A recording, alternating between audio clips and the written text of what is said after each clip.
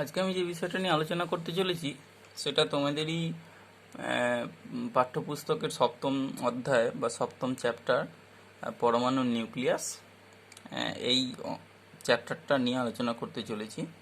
এখন পরমাণু নিউক্লিয়াস থেকে বুঝতে পারছো, নিউক্লিয়াস সম্পর্কে তোমাদের একটা ধারণা আগে থেকেই আছে যে পরমাণুর মাঝে একটা ক্ষুদ্রতম অংশ যেটা প্রোটন এবং নিউট্রন একত্রে অবস্থান করছে পরস্পর নিউক্লিয় বল দ্বারা আকর্ষিত হয়ে, সেটাকে নিউক্লিয়াস বলা হয়।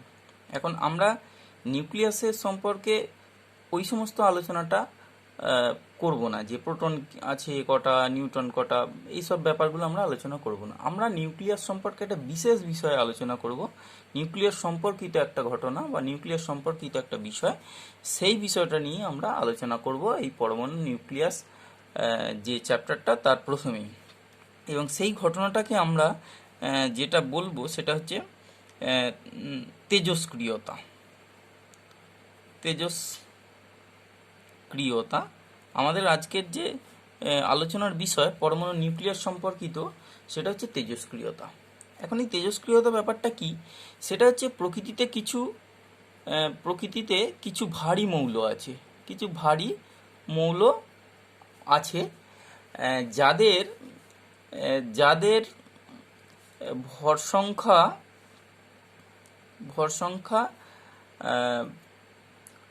210-এর বেশি বা পারমাণবিক সংখ্যা 82-এর চেয়ে বেশি বা আণবিক বা পারমাণবিক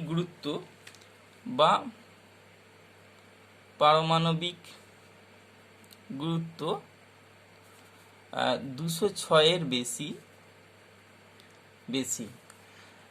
অর্থাৎ কি, যে সমস্ত মৌলের N/P এর অনুপাত, N/P মানে কি, নিউটন বাই প্রোটন। N/P মানে বোঝাচ্ছে নিউটন ডিভাইডেড বাই প্রোটন। প্রত্যেকটা মৌলের ক্ষেত্রেই তো নিউটন আছে, প্রোটন রয়েছে। তা সেই নিউটন বাই প্রোটনের অনুপাত যদি 1.5-এর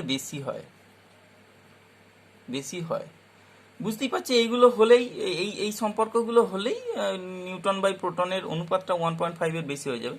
যদি বেশি হয়, সেই সমস্ত মৌলগুলোর ক্ষেত্রে কি হবে, সেই সমস্ত মৌলের নিউক্লিয়াসগুলো স্বতঃস্ফূর্তভাবেই ভেঙে যেয়ে নতুন মৌলের নিউক্লিয়াস সৃষ্টি করবে।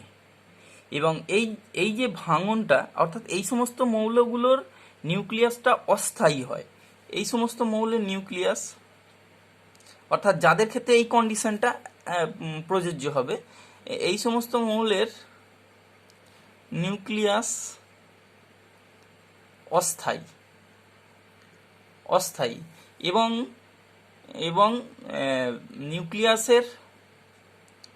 নিউক্লিয়াসের বিঘটন বা ভাঙন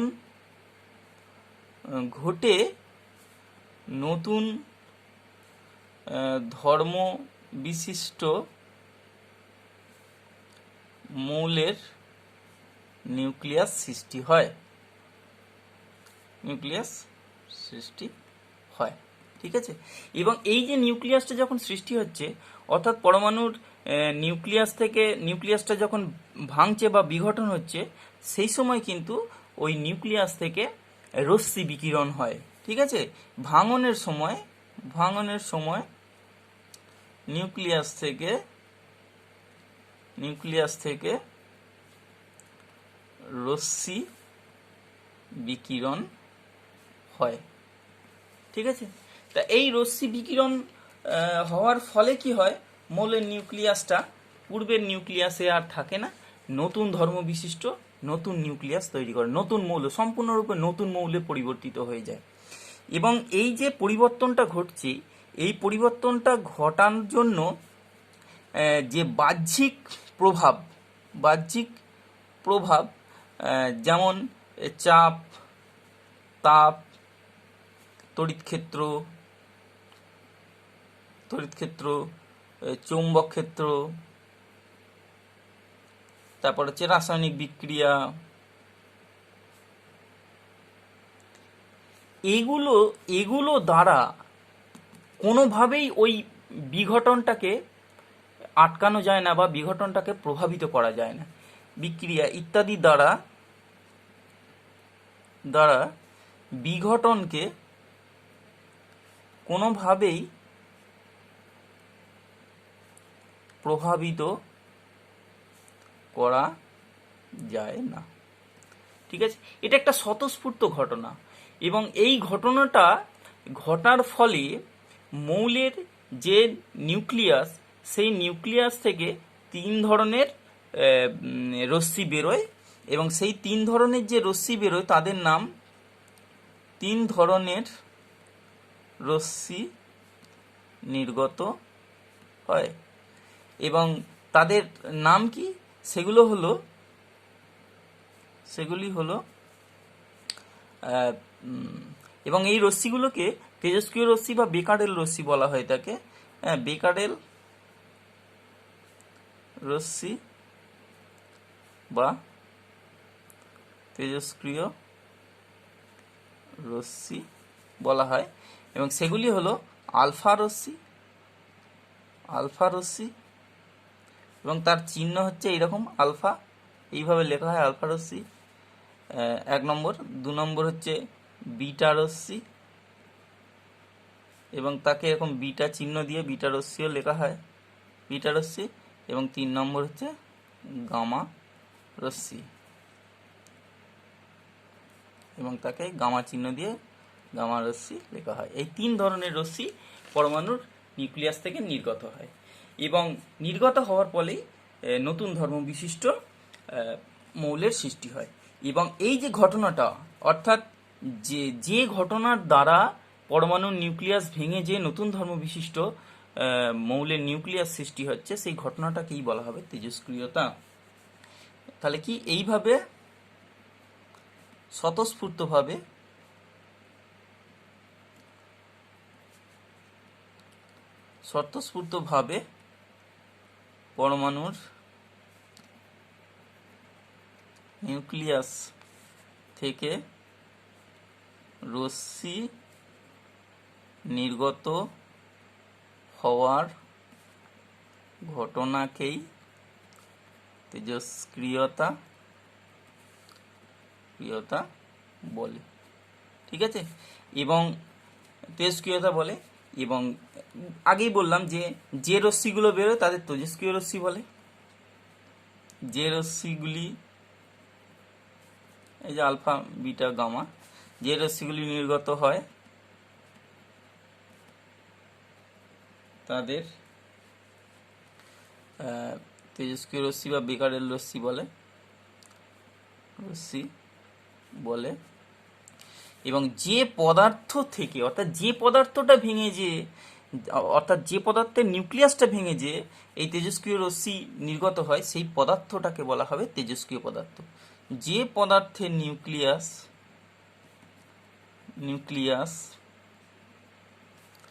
ভেঙে গিয়ে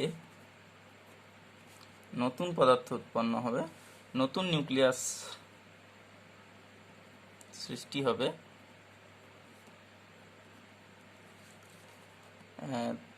তাদের তেজস্ক্রিয় পদার্থ বলা হবে।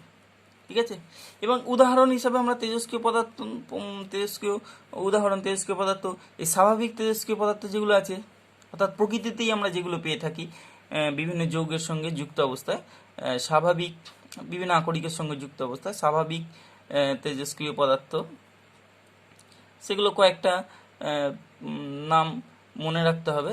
যেমন ইউরেনিয়াম, তারপর হচ্ছে ইউরেনিয়াম, যেমন এর ইউ 92 ইউ 235।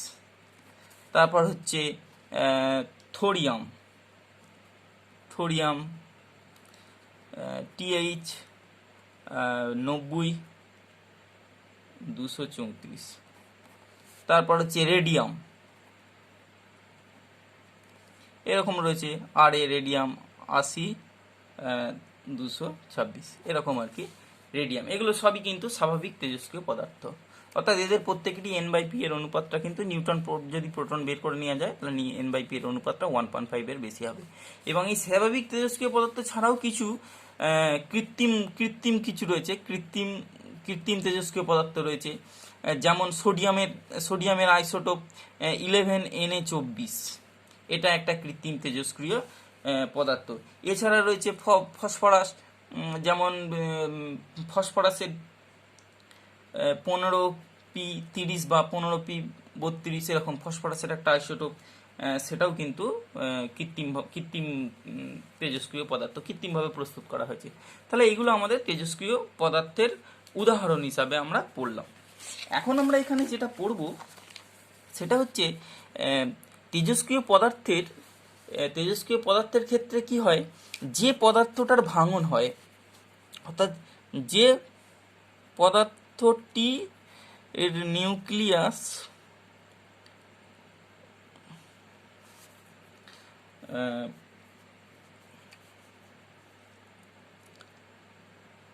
ভেঙে যায় তার পরমাণুকে মানে পরমাণুটাকে আর কি, যে পরমাণুর নিউক্লিয়াস, যে পদার্থটি পরমাণুর নিউক্লিয়াস আর কি ভেঙে যায়, তার পরমাণুকে জনক পরমাণু বলে। জনক পরমাণু আর কি, অর্থাৎ যে ভাঙবে সে হলো জনক পরমাণু। আর ভাঙার ফলে যে নতুন বিঘটনের ফলে যে নতুন পরমাণু সৃষ্টি হবে, নতুন ধর্ম বিশিষ্ট, রাসায়নিকভাবে এবং ভৌতভাবে, দুটো ধর্মই, রাসায়নিক ধর্ম এবং ভৌত ধর্ম দুটোই সম্পূর্ণভাবে পরিবর্তিত হয়ে যাবে। যে নতুন পরমাণু সৃষ্টি হবে তাকে দুহিতা পরমাণু বলা হয়। ঠিক আছে, তাহলে জনক পরমাণু, দুহিতা পরমাণু আমরা ব্যাপারটা বুঝে নিলাম। এবার এখানে আমাদের একটা বিষয় জানতে হবে যে অনেক সময় প্রশ্ন এরকম হয় যে কোনো মৌলের তেজস্ক্রিয়তা একটা সম্পূর্ণ নিউক্লিয় ঘটনা, তেজস্ক্রিয়তা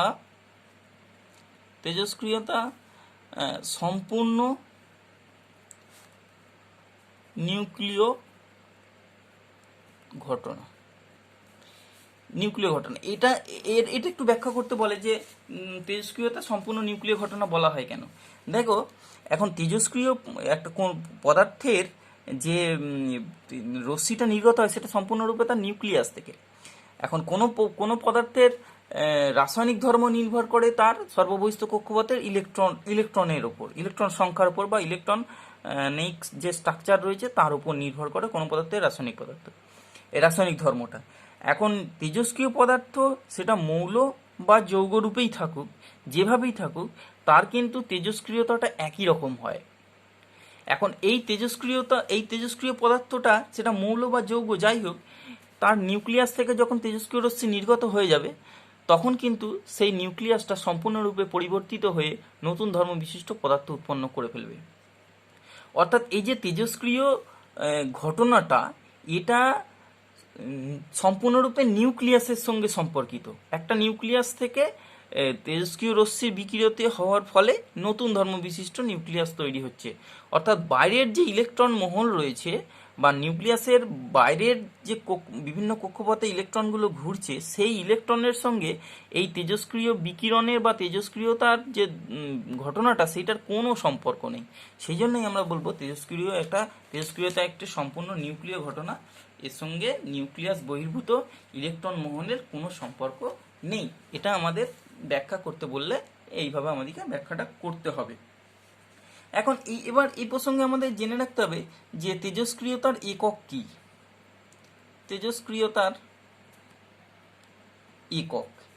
এখন তেজস্ক্রিয়তার একক কি?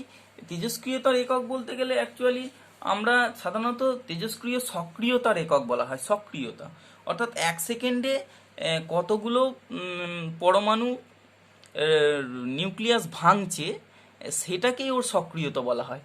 সেই সক্রিয়তার এককটাকে আমরা তেজস্ক্রিয়তার একক বলে থাকি। এবং সেটা এসআই একক হলো, এসআই একক হচ্ছে বেকারেল, বিজ্ঞানীদের নাম অনুসারে becquerel. Capital B small Q, এইভাবে বেকারেল লেখা হয়। তেজস্ক্রিয়তার এসআই একক হলো বেকারেল। এছাড়াও আরও দুটো একক তেজস্ক্রিয়তার ব্যবহার করা হয়। এছাড়াও 20 সিআই এরকম লেখা হয়, বা রাদারফোর্ড, এইভাবে রাদারফোর্ড, এই দুটো এককও ব্যবহার করা হয়। এবং সেক্ষেত্রে এরকম হয় যে 120 ইজিক্যাল টু 3.7 ইন্টু 10⁻10 বেকারেল হয়, এবং 1 রাদারফোর্ড সমান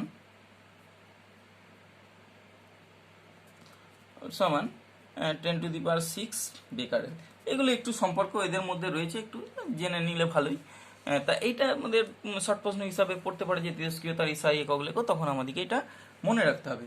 এখন আমাদের যেটা মনে রাখতে হবে, এরপরেই যেটা আসছি আমরা, যে তেজস্ক্রিয়তার যে ঘটনা, সেখানে মূলত যে তিনটে রশ্মি রয়েছে সেটা হচ্ছে আলফা রশ্মি, বিটা রশ্মি এবং গামা রশ্মি। এখন প্রশ্ন হচ্ছে, নিউক্লিয়াস থেকে কি এই তিনটে রশ্মি একসঙ্গে নির্গত হয়? নিউক্লিয়াস থেকে কি আলফা, বিটা ও গামা রশ্মি একসঙ্গে নির্গত হয়?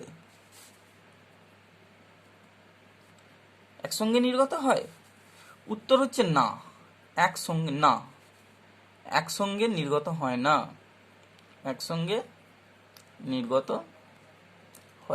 তাহলে কিভাবে হয়? সেটা হচ্ছে, হয় আলফা রশ্মি নির্গত হবে প্রথমে আলফা রশ্মি, অথবা বিটা রশ্মি নির্গত হবে। অর্থাৎ হয় আলফা রশ্মি নির্গত হবে, নয় বিটা রশ্মি নির্গত হবে। তাহলে প্রথমে আলফা রশ্মি বা বিটা রশ্মির মধ্যে কোনো একটা রশ্মি যখন নির্গত হয়ে যাবে, তখন কি হয়, ওই যে জনক পরমাণু রয়েছে, সেই জনক পরমাণুর নিউক্লিয়াসটা অতিরিক্ত পরিমাণ শক্তি পেয়ে যায়, এবং সেটা উত্তেজিত অবস্থায় থেকে যায়। এই অতিরিক্ত পরিমাণ যে শক্তিটা উৎপন্ন হয়, সেই শক্তিটাই তড়িৎচুম্বকীয় তরঙ্গ হিসাবে গামা রশ্মি হিসাবে নির্গত হয়ে যায় ওখান থেকে। সেই জন্য আলফা, বিটা, গামা তিনটেই কিন্তু একসঙ্গে বেরোবে না। অর্থাৎ কি, যে এখানে এটা যে আলফা বা বিটা রশ্মি নির্গত হলে জনক পরমাণুর নিউক্লিয়াসটি উত্তেজিত অবস্থায় থাকে, মানে শক্তি পেয়ে উত্তেজিত অবস্থায় থাকে, এবং নিউক্লিয়াসের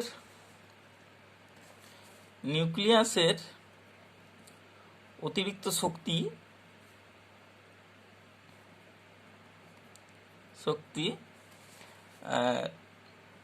গামা রশ্মি হিসাবে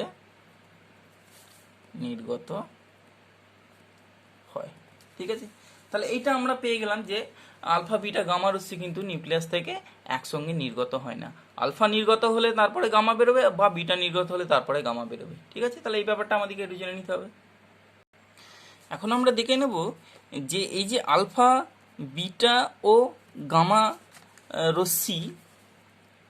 রশ্মি রয়েছে, এই রশ্মির সম্পর্কে একটু ধারণা নিতে হবে, বা এই রশ্মি পরিচয় জানতে হবে, বা এই রশ্মিগুলো কোনটা কি কণা, না রশ্মি বলতে কি বোঝাচ্ছে, কোনো তড়িৎচুম্বকীয় তরঙ্গ, সেটা সম্পর্কে আমাদেরকে জানতে হবে। তো সেইটা জানার জন্য বিজ্ঞানীরা যে পরীক্ষাটা করেছিলেন, যে একটা সিসার পুরু দেয়াল বিশিষ্ট একটা সিসার পাত্রে, এরকম একটা সিসার পাত্রের মধ্যে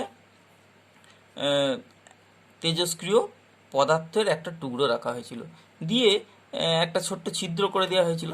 তা একটা মাত্র ছিদ্র করা হয়েছিল, তাতে করে এই তেজস্ক্রিয় পদার্থ থেকে এইভাবে যে রশ্মি নির্গত হচ্ছিল, সেই রশ্মির গতিপথটাকে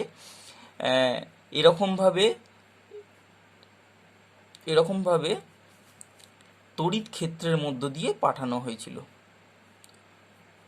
একটা তড়িৎ ক্ষেত্র সৃষ্টি করা হয়েছিল। সেই তড়িৎ ক্ষেত্রের মধ্য দিয়ে এই তেজস্ক্রিয় কে পাঠানো হয়েছিল। পাঠানোর ফলে এইটা মনে করো এই দিকটা তেজস্ক্রিয়, এই তড়িৎ ক্ষেত্র যেটা তৈরি হয়েছে সেটা তড়িৎ ক্ষেত্রের মাইনাস দিক, এবং এইটা তড়িৎ ক্ষেত্রের প্লাস দিক। এইভাবে যখন তেজস্ক্রিয়, এটা সিসার পাত্র এবং এইটা হচ্ছে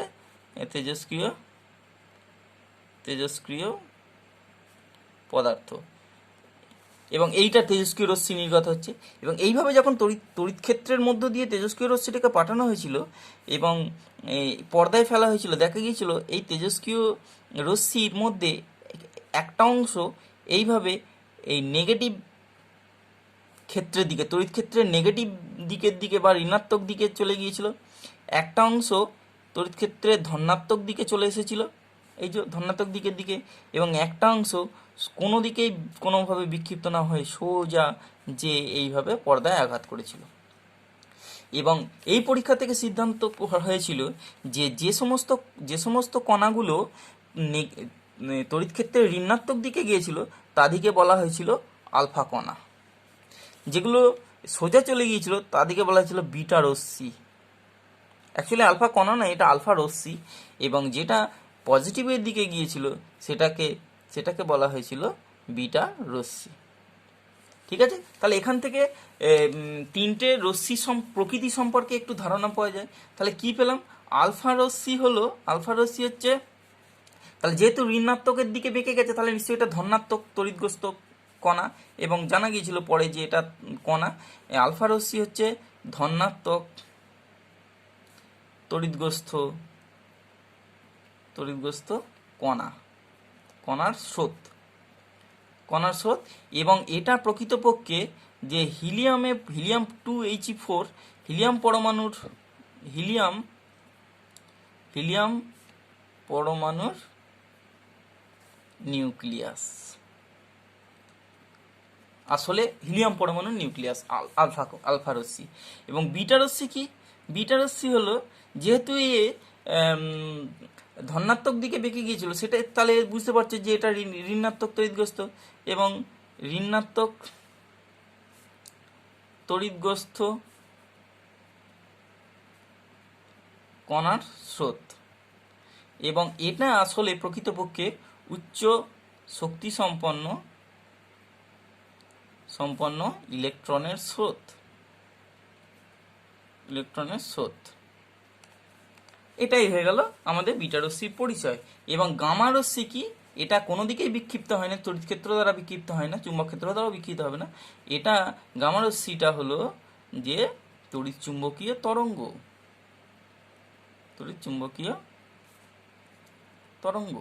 ঠিক আছে, তাহলে সেই জন্য এটা বিক্ষিপ্ত হয়নি কোনো দিকে, কোনো তড়িৎ ক্ষেত্র বা চুম্বক ক্ষেত্র দ্বারা কোনোভাবেই প্রভাবিত হয়নি, সোজা বেরিয়ে গিয়েছিল তড়িৎ চুম্বকীয় তরঙ্গ।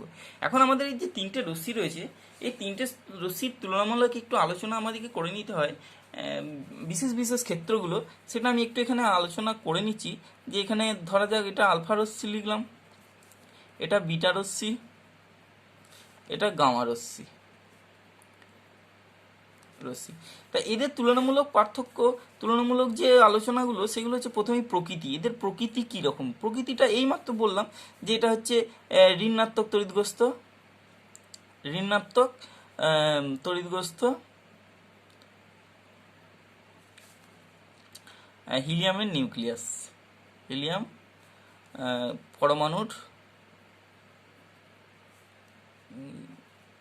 নিউক্লিয়াস,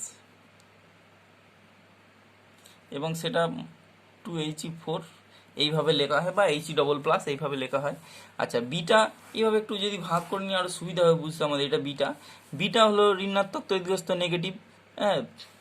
ঋণাত্মক তড়িৎগ্রস্ত ইলেকট্রনের স্রোত, ইলেকট্রনের -1 E0 চিহ্ন ইলেকট্রনের স্রোত। ঠিক আছে, আর এটা হচ্ছে উচ্চ শক্তি সম্পন্ন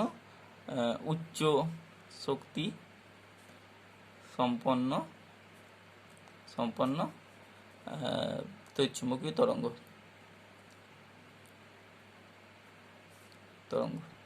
তাহলে প্রকৃতি সম্পর্কে একটা আইডিয়া হলো। এরপরে আমাদের যেটা আসতে হবে সেটা হচ্ছে আধান। এদের মধ্যে আধান কীরকম? আধান হচ্ছে, এর আধান হচ্ছে, যেহেতু এই হিলিয়াম পরমাণু, এর আধান হচ্ছে দুটো প্রোটনের আধানের সমান। দুটি প্রোটনের যে আধান রয়েছে, অর্থাৎ দুটো +2e, হ্যাঁ, দুটি প্রোটনের আধানের সমান, দুটি প্রোটনের আধানের সমান। এবং সেটা আমরা জানি প্রোটনের আধান 1.6 × 10⁻19 কুলম, তাহলে এটা হবে 3.2 প্লাস অবশ্যই ইন্টু 10⁻19 কুলম, এটা আধান। আর এটা যেহেতু বিটা, সেই জন্য এর আধান কি হবে, বিটার যা আধান সেটা হচ্ছে -1.6 × 10⁻19 কুলম। এবং এ যেহেতু কোনো কিছুই নয়, তাহলে এটা নিস্তড়িত, কণা যেহেতু নয়, এটা নিস্তড়িত। তাহলে আধান সম্পর্কে আমাদের একটা আইডিয়া হলো। ভর কি? ভর হচ্ছে, এটা অ্যাকচুয়ালি চারটে প্রোটনের ভরের সমান। আমাদের যে আলফা রশ্মি রয়েছে সেটা 4টা প্রোটনের ভরের সমান, এবং তার মানটা হয় 6.64 × 10⁻27 কেজি, এটাই এর ভর। এটা ইলেকট্রনের ভর 9.1 × 10⁻31 কেজি, এবং এর ভর নেই, কারণ কণা তত্ত্ব যেহেতু নয়, তাহলে এর ভরের প্রশ্নটাই আসে না। এরপর যেটা আসছি সেটা হচ্ছে ভেদন ক্ষমতা। ভেদন ক্ষমতা, তিনটে রশ্মিরই কিন্তু ভেদন ক্ষমতা রয়েছে, ভেদ করে যাওয়ার ক্ষমতা। এবং ভেদন ক্ষমতার মধ্যে আলফা রশ্মির যেহেতু ভর বেশি এবং বেগ কম, সেই জন্য এর ভেদন ক্ষমতা সবচেয়ে কম। ভেদন ক্ষমতা সবচেয়ে কম। প্রশ্ন এরকম কেটে আলাদা করে পড়তে পারে যে কার তিনটি রশ্মির মধ্যে কার ভেদন ক্ষমতা কম বেশি, এরকম পড়তে পারে। তাহলে ভেদন ক্ষমতা সবচেয়ে কম, এবং এর ভেদন ক্ষমতা মাঝারি। ভেদন ক্ষমতা মাঝারি, এবং এর ভেদন ক্ষমতা সর্বাধিক। ভেদন ক্ষমতা সর্বাধিক। এবং বলা হয় যে এ 0.1 মিলিমিটার পুরু অ্যালুমিনিয়াম পাত ভেদ করতে পারে না। আবার বলা হয় যে বিটা রশ্মি যে 5 মিলিমিটার পুরু অ্যালুমিনিয়ামের পাত ভেদ করে চলে যায়। আর গামা রশ্মির ক্ষেত্রে দেখা যায় যে এটা প্রায় 8 সেন্টিমিটার পুরু অ্যালুমিনিয়ামের পাত ভেদ করে চলে যেতে পারে, তাহলে এইভাবেই বুঝতে পারা যাচ্ছে যে ভেদন ক্ষমতাটা কি পার্থক্য রয়েছে। এরপর যেটা রয়েছে গ্যাসকে আয়নিত করার ক্ষমতা। গ্যাসকে আয়নিত করার ক্ষমতা, আসলে এরা যখন কোনো বায়ুমণ্ডলের মধ্যে দিয়ে যায়, তা বায়ুমণ্ডলে উপস্থিত যে সমস্ত গ্যাসীয় পদার্থগুলো রয়েছে তাদের থেকে ইলেকট্রনকে বিচ্যুত করে দেওয়ার ক্ষমতা রাখে। ইলেকট্রনকে বিচ্যুত করে সেগুলোকে আয়নে পরিণত করে দিতে পারে। এবং গ্যাসকে আয়নিত করার ক্ষমতাটা আলফার সবচেয়ে বেশি, আলফা রশ্মির সবচেয়ে বেশি, এবং এর গামার চেয়ে প্রায় 10,000 গুণ বেশি।